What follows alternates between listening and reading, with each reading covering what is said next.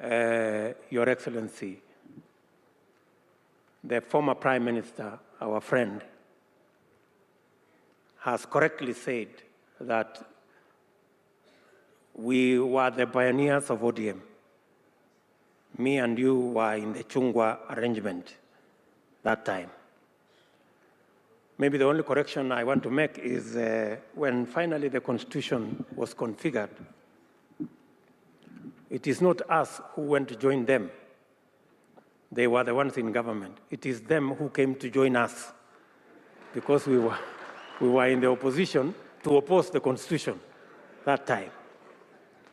But as they say, the rest is history. And it only helps to confirm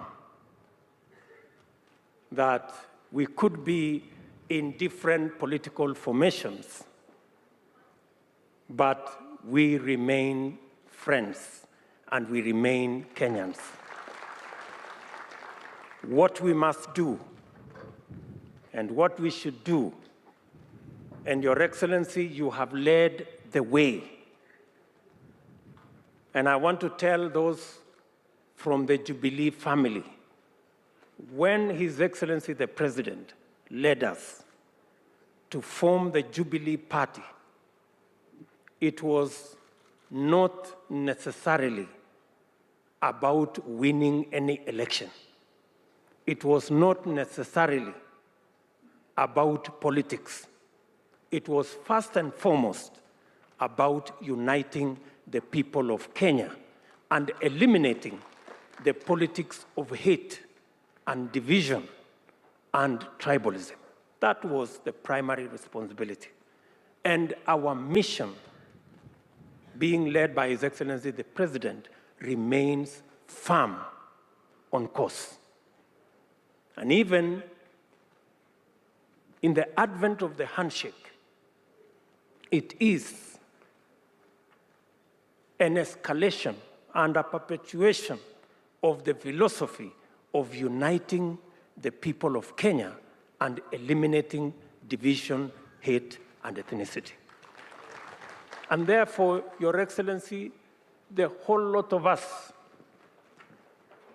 and I speak here as your deputy, the whole lot of us are behind you in ensuring that this country never goes back to the politics of hate and the politics of division and the politics of ethnicity. We decided then, and we commit now, going into the future, that we will never go back. So I want to give you, as Jubilee members, our assurance that our focus will be the two items, the unity of the people of Kenya and the focus on the development of our nation, the transformation of Kenya. So, tutazidi na kushirikiana namna hiyo, and I want to assure you, my brother, former Prime Minister, that we will work together under the leadership of Uhuru Kenyatta as the President of the Republic of Kenya to unify this country, to focus on the development of Kenya, and this country shall continue to be peaceful, to be prosperous, because that is what God desires for our nation. Your Excellency, let me say in front of this congregation that you have been a friend to Joyce Laboso. Genuine friend. You stood by her. I remember when, after the elections in 2013, we didn't have any women governors, we didn't have any women senators. And you told me, we are not going to lead a country where our democracy cannot produce women leaders. We have to do something about this. And you don't know the women leaders who eventually became governors, including Joyce and Charity.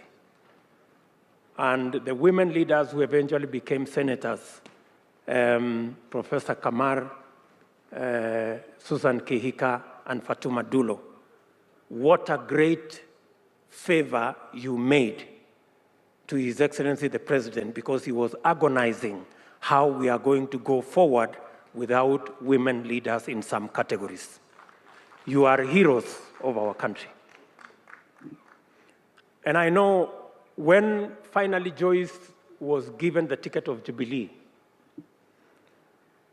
you, Your Excellencies, told me, mambo ya Joyce sasa si yenu, ni wachieni.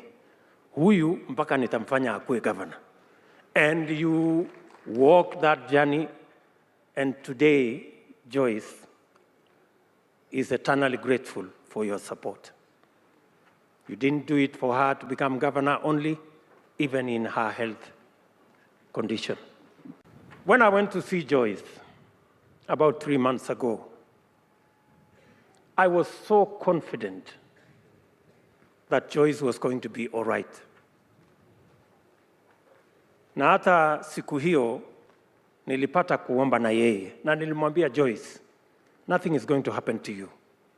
You will go to London, you will come back, and we will have a big celebration in BOMET.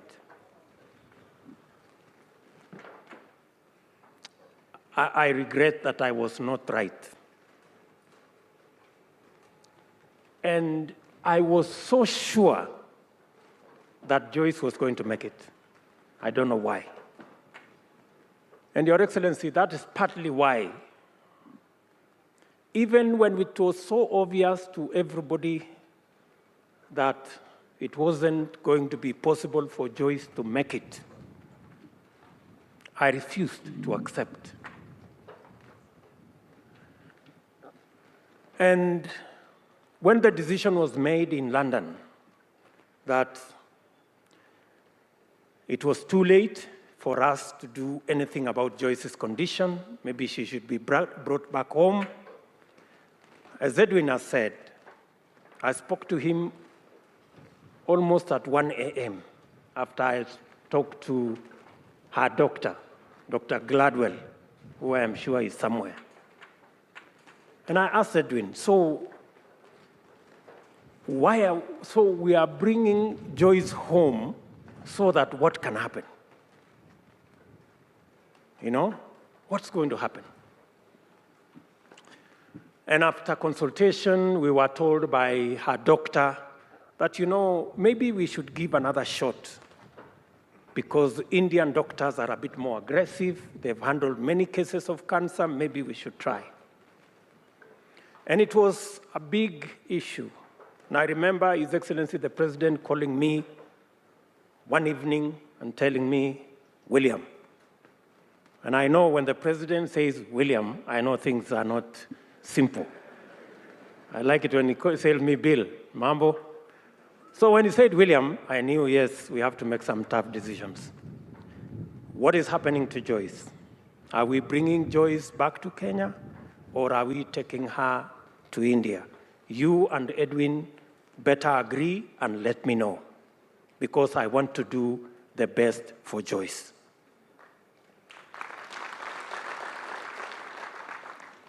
And of course, I called the President back and I told him the decision has been made to take her to India. And I want to tell this congregation, His Excellency the President personally made the arrangements for Joyce to go back to India so that she can have another chance to see. My friend Edwin, you are a special human being. You allowed your wife to be a leader in Sotik and in BOMET. You stood by her all the way until she was no more.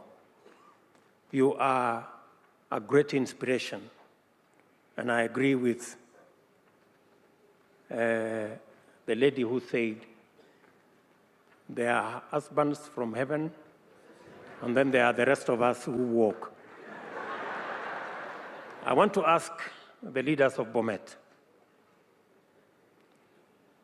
when I called the Deputy Governor and the Speaker and the Chief of Staff,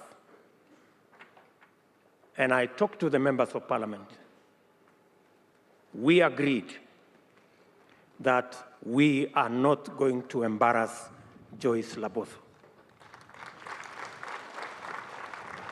Na mimi nachukua nafasi hii kuwashukuru viongozi wote wa BOMET, kutoka Deputy Governor, wabunge, MCAs, kwa kuwa ni watu wangwana na mumeweka heshima kubwa kuhakikisha kwamba legacy ya mama huyu isiharibiwe na mambo madogo ambayo yangeweka dosari kwa mambo haya.